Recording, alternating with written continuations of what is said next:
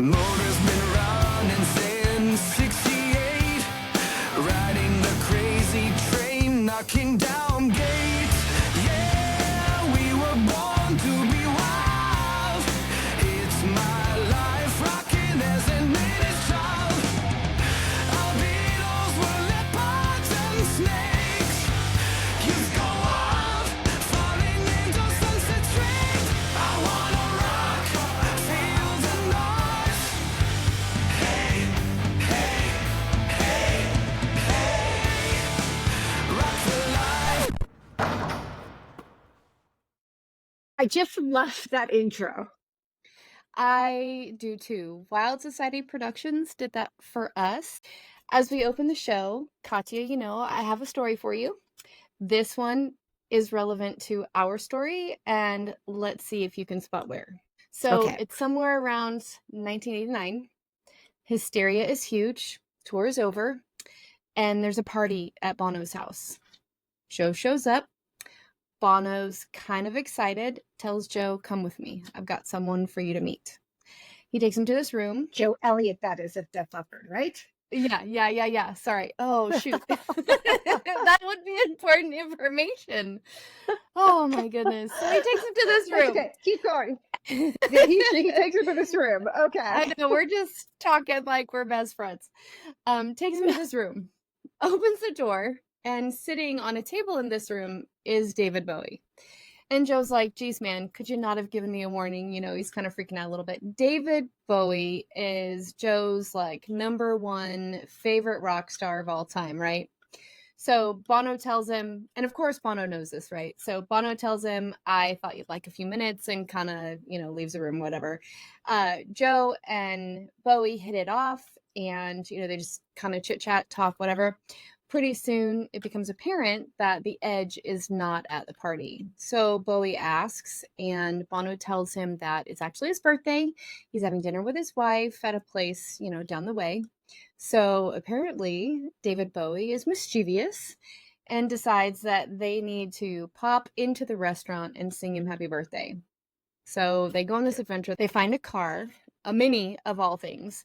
So it's Bono driving, Bowie's in the passenger seat, and Joe is sitting behind David Bowie. That sounds familiar, right? They run to this place and like just run in. Edge is having his birthday dinner with his wife, sing him happy birthday, and then run out. Just epic. Like, I can't even imagine having this memory, right? Meanwhile, David Bowie's manager is freaking out. He completely thought that Joe and Bono kidnapped him. And I just, it just, can you imagine? I can't imagine being at Bono's house and running around and being David Bowie's manager going, where did he go? Kind of just in this panic. When I heard that story, it reminded me. I can't imagine a car story. Right? It just reminded me of our story a little bit. So I wanted to share it with you. Well, welcome to Rock the Life, a podcast for fans, by fans. And what are we talking about today, Katya? Well, perfect intro, Amy, because we are going to have another part to our Def Leppard story, and that would be when we say Joe Elliott of Def Leppard. Yeah. Our Seattle story is not where the story ends when we were so excited to meet them. But let's see, that story happened in the fall, and about sometime in December of that year in 92, 93? 92 we got a call from Bobby, who was working for the band Def Leppard, and she was a steward on their plane, and Bobby gave me a call and she asked us to come down to Los Angeles. Yep, that was such a huge let's go moment for me. Like, it was just, we're there. Yeah, absolutely, we're there. So what was your favorite part about that week in LA? Kind of related to the story we just told. It's the car ride that we had, and I guess we'll get there. Okay, yeah, let's back up a bit to tell people about how this all happened. We were living in two different areas. You were in Northern California, I was in Southern California at university, and we got the call and we were like, let's do it. So we drove down to Los Angeles. Yeah, gosh. Yeah. And how did that start out? It was around Christmas time. It was around the holidays because it was kind of a pre-New Year's Eve thing. So you were home for the holidays. So you didn't have to at least drive north to come get me than just to drive south. So, But I would have. yeah, right. You got the call. I don't think it was a week later. We were gone. It was another quick, hey, we're here. You want to come? And we're like, yeah. Okay. So we head down to LA and we start hanging out. And I remember the meeting spot was the legendary Chateau Marmont in Hollywood, LA. What do you remember about that? Oh my gosh. I remember this bar area and dark cherry wood, like round tables. I remember it was packed. But one of the things that I really got kind of excited about recently was Ryan. He's doing a lot of the photography for Def Leppard when they're on tour. And if you go to their Instagram, everything that you see has a little photo credit and has Ryan's name on it. But on his stories, while Def Leppard was in LA for rehearsals, he actually is walking down this path, and it's like he's holding his camera like right in front of him, and he's just kind of filming walking. And I was like, I know that path.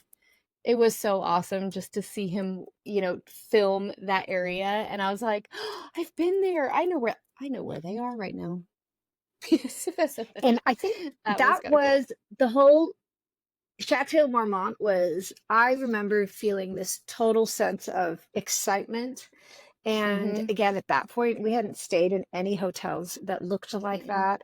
It was, again, this total Hollywood life that we were walking into that was so exciting for us. And just thinking back, we had a place to meet. No cell phones, no beepers, no pagers. It was show up at this hotel. And it was super exciting. And I remember, sure enough, it worked. It did work by clockwork, though. We met up with Bobby and Kurt, who was the captain of the plane for Def Leppard, and a lot of their crew and peoples. That was so fun to see all those faces again. I loved that. I love that. So we hung out there for a little bit. A lot of Hollywood types hanging out. It was a blast. That was fun. And then our venture from there, I remember the next day, we were going to all have dinner with Kurt and Bobby and us. And Joe was supposed to come to dinner at the hotel, which was really exciting. But sound check or promos ran over. So we didn't do that. And a little side note to that, I remember years later seeing a picture of Joe Elliott sitting in front of Tower Records where they had that total billboard of Def Leppard. And I remember a point of LA of us driving in and seeing the side of our Rockin' Tower Records that we loved in Hollywood and having it be Def Leppard. And that was just so exciting. So I have to find that picture at some point. Yeah. So anyway, we have dinner. Yeah. Joe shows up and I'm pretty sure we hung out for a little bit. Yeah. It was literally come from the venue, hang out for a few minutes, and then head right back to the venue. But Kurt had rented this little sports car. And in a moment, like we all went down to the garage getting ready to go, and we're getting in this little car. And I remember going, you can rent this? Like, I remember just being so naive. And I was like, oh, I just showed right now that I don't fit it. Well, it was this little itty bitty sports car, 2 doors. So we had 5 of us in this car, and it was Kurt driving, and it was Joe in the passenger seat. And then I remember as we were loading in, like we barely fit, but we were loading in, and you got in first and Bobby followed you. And as Bobby's getting in, I'm realizing, oh my God, we have to bend in half. I watch you girls get in. I'm like, we have to bend in half to get in this car. And I started freaking out in my mind a little bit. I'm like, I'm about to bend in half. I'm like, what if Joe Elliott looks at my butt? Not saying he did, but this is what was going on in my 19-year-old head. I'm going to bend down in front of Joe Elliott. was freaking out. And then I was like, oh God, what do I say? It's kind of like Joe Elliott's, could you have given me a warning moment? Like, what do I say? So I squeaked out this little, like, why, thank you, as I got in. And then he busts out with, my pleasure, with that accent. And I was like, I was dying inside. Not that I ever would have let it show. Bobby would have like kicked my ass. But, you know, we get in this car and we're driving down the freeway. And I remember you and Bobby. Okay, so I'm 19, you're 20. And I don't know how old Bobby is, but she's older than we are. But you two, between university and the traveling that you did to London and Russia, you guys have so much more life experience than me at this point. And you guys are just chatting away, and I'm starting to feel like, there is nothing that I have to contribute to this conversation. I was like, if I say something, I'm gonna look stupid. So I really felt like I didn't fit in. So, KNAC started this rock block. And of course, they were celebrating the Def Leppard show. And a rock block was like 3 songs. And so they started their first Def Leppard song, and it was Bringing on the Heartbreak. And I specifically remember, because I just was like, I'm going to take in this moment. I'm in a sports car. Joe Elliott is right in front of me. And I just kind of put my head back and I close my eyes and I just sing this song that I've loved since I was 10 years old, right? I'm just taken in, and I just, I'm in it, right? And you guys are just chatting away, not paying attention, and I'm like, anyway, so the next song, they start the second song. I kind of come back to life, and they start this second song. And it was either Sugar or Let's Get Rocked, but it was definitely something that your ears tuned into. And you sat up, and you're like, from your seat, you just kind of sat up and you giggled, and you're like, Def Leppard.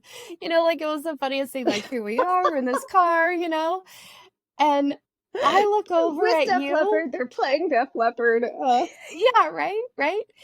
And I look over at you, and I just go, did you not hear the last song? Like, I was appalled, And I was like, and Katya! I was mortified. But I go, Katya! Right in front of Joe Elliott. What kind of a Def Leppard fan are you? And you just, like, I felt... You just started stuttering. That moment. I remember being mortified, like that feeling of that moment of like, they're going to think I'm a fraud. I don't know Def Leppard. And I don't know if it was just not listening to the music, but I'd like to think it was because I was talking way too much and not focusing on the conversation. But I remember just being stopped in that moment. Oh my gosh. You are the woman who can talk to anyone and everyone. It's a gift that you have, and you're stuttering. You're like, and then I remember realizing, looking at you, going, oh my gosh, oh, what did I just do? I was like, so I'm winking at you. I'm like, it's cool. I'm trying to say, come on, get something going with me here. Recover. Right? Yeah. Like, oh my gosh. And all of a sudden, Joe just turns around and he looks at us and he gets this big grin and he just starts busting up. And I was like, all the tension just kind of went wherever it went. But I was like, hey man, we just made Joe Elliott laugh. That has to be one of my favorite memories. I'm really sorry that it came at your expense. But I was like, it's still, I look back on it and I'm like, that one. Oh, and I remember that's an absolute memory. Oh gosh, yeah, that was fantastic. So okay, funny. That's my favorite part of the whole adventure. No, I absolutely remember, because like 30 years later, I still remember that moment. I remember that exact moment. And when we were talking about it and laughing, that I was just like, we both remembered that piece of the story. It was, that was funny. Okay, Oh, that so was so funny. let's get Yep. on to our story afterward. Like, let Yeah, me yeah. dry my tears. I know, We same. get to the venue in LA, Yeah, right. and it's And it's gonna the go for the Forum. show. What do you remember? It's the Forum. Uh, What do you remember? it was at the Forum. I remember like in the club area, like the backstage area, we walked into this room and I just remember the bar. And it was like this horseshoe shaped bar. And I remember because, we didn't take ID with us at all because we would have rather have been left out of the situation for not having ID than being carded and getting anybody in trouble. But I remember this like horseshoe Absolutely. shaped bar, and I felt like it was a who's who of 80s hair bands. Like there were so many people that we knew of and that we recognized. And I remember sitting there at the bar the first time when we got our first drink and just looking around going, can you believe? And it was almost like pointing like, hey, that's, and then, I remember It taking was being shots dropped with, into like I was just going to say, it was like, I remember taking shots with Jerry and Eric of Warrant. And I remember Ricky Rocket hitting on you. no, I was just saying, it felt like back when I was watching these glam rock bands on MTV that we had been dropped into an MTV music video from the 80s. And at this point in time, we're talking early 90s, things were turning into like the grunge movement. And that's where I was like in LA, we were seeing a lot of that. But it was being dropped into everything I remembered and loved about rock bands and rock and roll and being in LA, and it was like this magical point in time. It was fantastic. It was so much And then fun. that they played their show that night at the Forum. I remember being an amazing, incredible show, and we were running between backstage and wanting to see the show because we loved it so much. Yeah, I remember specifically Bobby, like when the music started or the intro started, and then Bobby looks at us all excited and goes, let's go. And so we just kind of shuffle on out with her, and she was like grabbing hands and we're like, okay. And we just, I remember that. And then I do remember at some point though, we did tuck back in to the bar. At least I did, because it was in the middle of the show where I took those shots with Warrant. It wasn't more than one. It was just one. And but I just remember going in and out and just having Bobby grab us basically by the hands and being so excited to rush us in and side stage and all that stuff.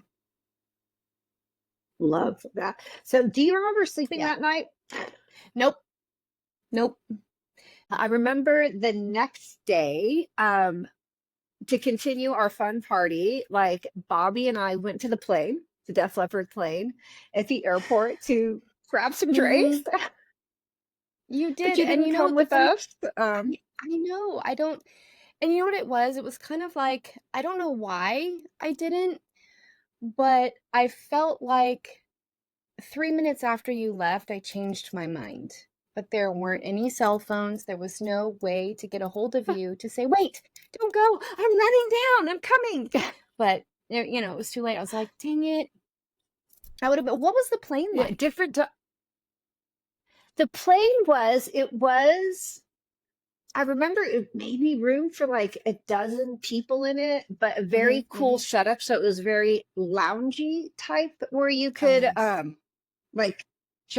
facing each other, having fun. I remember just wanting to totally explore this private plane because it was to me the coolest thing ever that someone had an airplane, and that airplane was stocked with drinks and food.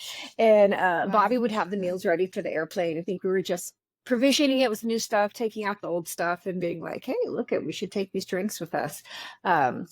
Private part of the airport in LA. And again, now I'm thinking we just ran up to the airplane. Now I don't know if we could do that in a private airport or how much security would have had to have gone through, but I remember thinking that was so cool.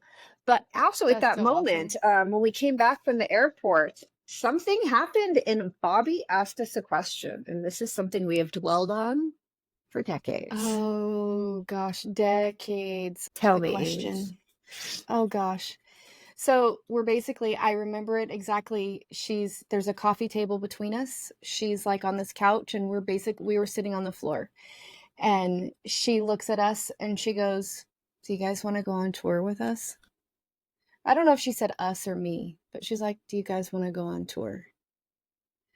And thinking back on it, like, I realized, like, she could not have asked us that question on her own.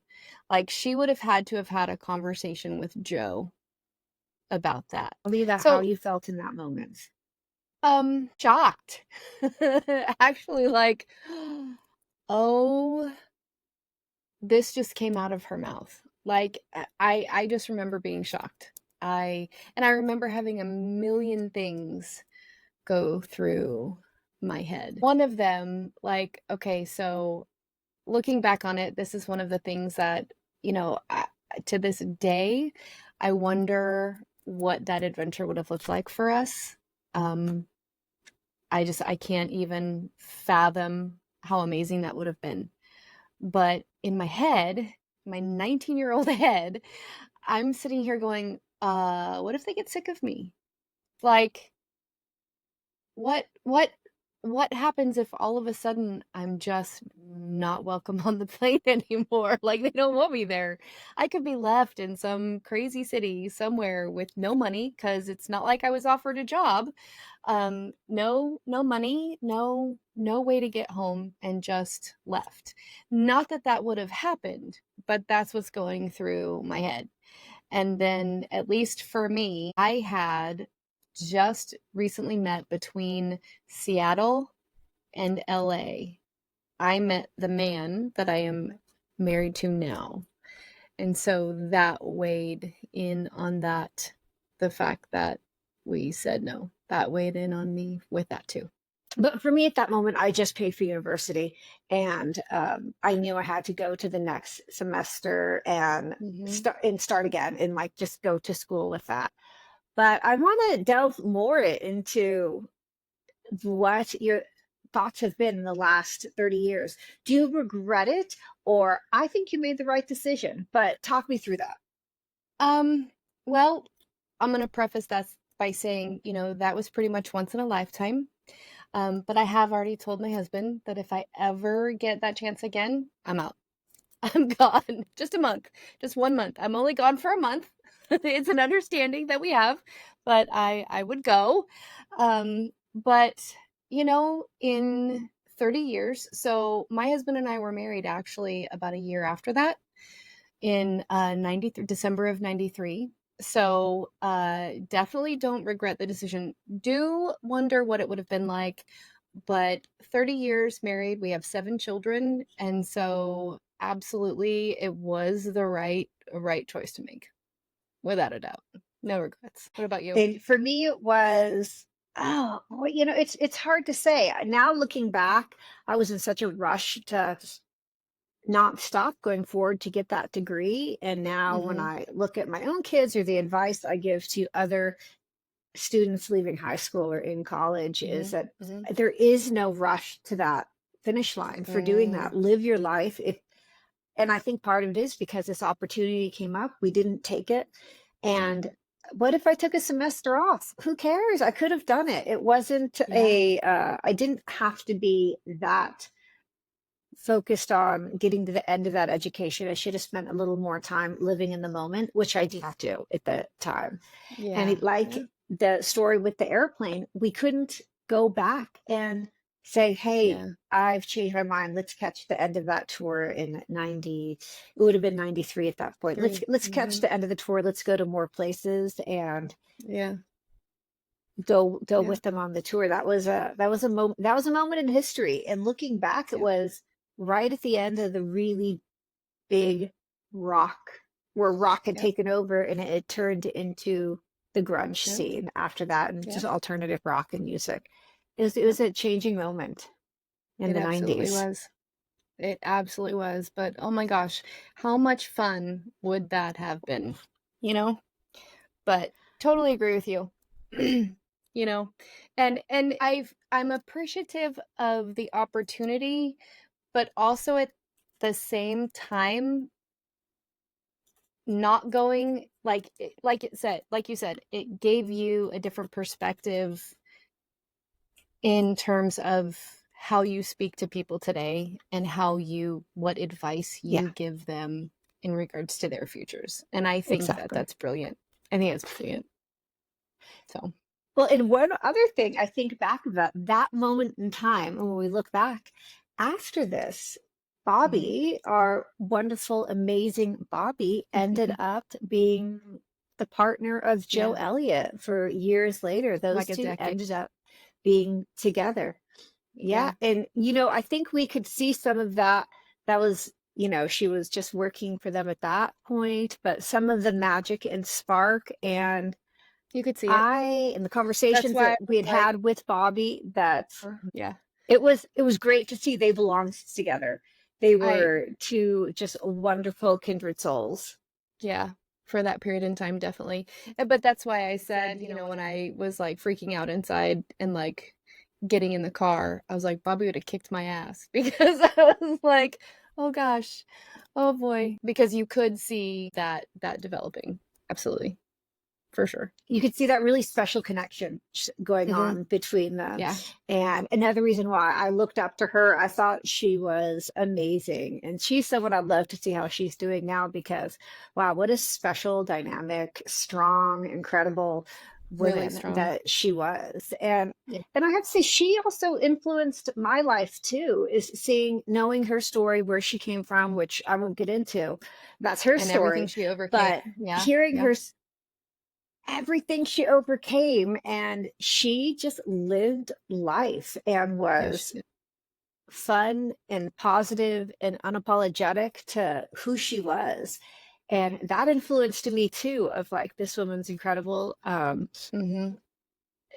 Just tell you Yeah. things that I didn't have to get into and live the hard life that she had, but she made it Yep. happen. And I always, over the years, whenever I saw her with Joe or things that they were doing, it just Yeah. always put a big smile on my face Same. of, yeah, of this incredible lady that she Yeah. was. Okay, so now I'm going to Oh ask my you, gosh. at this Yeah. point, if you could Hmm. ask Joe Elliott one thing, what would it be?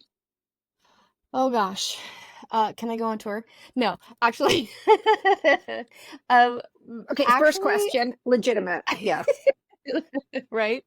I would want to know what's it like having these rock stars that you have looked up to from your teen years, only to meet them and then be enveloped into their circle. Like, that's incredible. What's it like being considered a peer among your idols? I feel like that's so rare that's what I'd want to know. That's that would be my question, Yeah. I think. What about you? Well, I think that's what would I ask him? I just want to, like, this is a guy who's lived, like, I'm now thinking 30 years on, his entire life. Yeah. I think I would more know about how does he reflect on the influence that he's had on people, because he's, Oh yeah. obviously had a profound impact on our life and our Yeah. lives and our friendship and Mhm. everything that has gone on. I would just want to know, does he Yeah. think about that? Does he reflect on it? What does it mean to him? And again, you Mhm. just going to a sold out show, 40 years on Yeah. from one of the albums, just to Yeah. really, how, like, internally, how this all meant to him. Yeah. Yeah. Good question. Well, okay, I am going to ask everyone out there who's listening. We have a little call to action with a few requests. Um, yep. Like, subscribe, leave a comment, share your stories. And so we want to hear your stories. Like, we just told Mhm. you a bit of ours that has really impacted our lives, and we want you to relive your favorite band memories. So let us know what they are. We'd love to talk to you about them. Yep, that's right. You can find us on Instagram at Rock the Life Girl. The DMs are always open. You can also email amy.rockthelife at Outlook. This will also be in the show notes. Well, that is, I hope we hear from people, and that is our Def Leppard story for today. I know there will be more. Oh gosh, goodness gracious. Thanks again to Wild Society Productions for our intro, our outro, and our artwork. And until next time, don't forget, rock the life. Love you, Ames. Bye-bye. Bye.